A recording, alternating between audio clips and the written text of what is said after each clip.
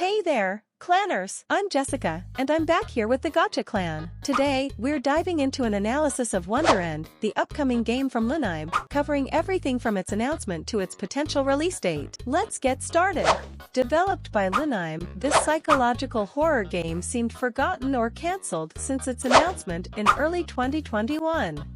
For those who didn't know, WONDEREND is a horror game by Lunime that will be available on Android, iOS, and PC. However, it's important to note that this game is intended for an older audience, as its content may contain elements that could affect sensitive viewers. This would be one of the first times Lunime aims to create a game for a more mature audience, even though he states in his game's guidelines that his games are for everyone. While it's true that most of his users are kids and young content creators, WONDEREND is a significant milestone as it's almost exclusively for adults, being a horror game. Despite Lunime's inactivity regarding this release, the anticipation for what this new game could offer has been growing. It's one of the first times horror will be a major focus, so don't forget that. This makes the premise even more intriguing. Remember, Gacha had a few brushes with horror, like Gina's creepypasta, which we discussed earlier on this channel, but that was fan-made and not official. Or we can also find the 000 character in Gacha Club, which is an Easter egg and at the same time a preview for the next Lumen game, WONDEREND. Many factors might have delayed its release, such as the immense frustration Lunime faced due to unjustified harassment and rejection of his work by the internet.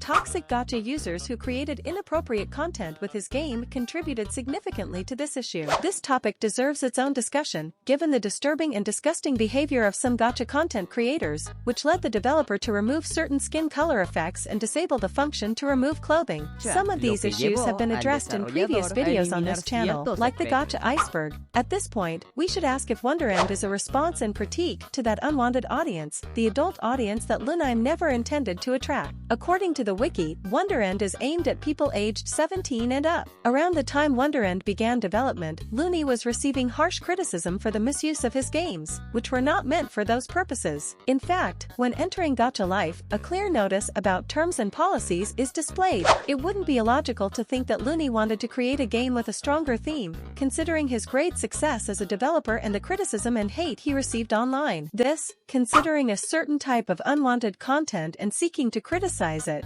could have been the seed for thinking of a different storyline. This, of course, is just a subjective opinion, and you can interpret it as you wish. Still, we might think that WONDEREND was a response and critique to a different audience, again, an adult audience. Anyway, one thing doesn't negate the other, and it's about adapting as best as possible to a compromising situation like unjustified hate, which we've all been victims of at some point. The game had remained in development, and if you visited WONDEREND's official page, you'd find a sign saying, "Congratulations on finding this website. This world is being developed." How many possible endings can there be? Find out in WONDEREND. Currently, when accessing the page, you see the game's cover and a link to the official WONDEREND Discord server. Now that we've laid out the context of WONDEREND and the reasons for its delay, let's get into the game's plot and storyline. One of the main features is its protagonist, a girl named Leto. The story revolves around an interdimensional journey to the world of Sun Lily, where she tries to exorcise a series of ghosts that want to kill humans and then return to her original world. An outline of the story can be found on the original wiki, which tells that Leto is calmly returning home when she accidentally enters a mysterious world after falling into a hole. Upon waking, Leto finds herself in the mysterious Sun Lily City, home to monsters and creatures of various kinds. During her stay, Leto gets lost and is attacked by a monster, but is later rescued by an exorcist named Rain, whom she desperately begs to help her return home. However, there are two main challenges for the protagonist. The first is that one of the main conditions for her return to her dimension is the collection of 5 star-shaped dream fragments. The second challenge is that Princess Yum wants to keep Leto in her power and will do anything to prevent her return home.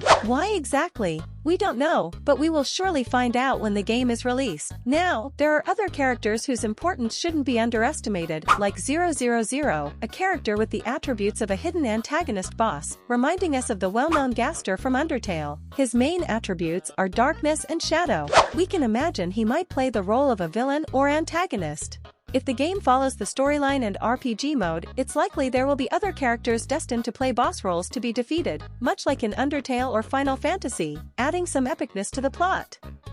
000 was developed by another Lunime collaborator, Meritoro10, who has also created some animations related to WONDEREND on his main channel. Let's also remember that WONDEREND will have 2 releases, a prequel, and the official launch. Currently, we just have to wait for WONDEREND's release, which according to recent news, will be available very soon. Although the initial excitement has faded over time, partly due to the long wait the community had to endure, it seems that WONDEREND is finally close to its release. There's no doubt that once the news of its release becomes more widespread, the enthusiasm could rekindle, giving the Gacha community a new element and possibly attracting new members. One of the big details about WONDEREND is that this game will connect with the new generation of GachaTubers, giving them a new element to create content, while veterans will see the community enriched with a new element that allows for varied content.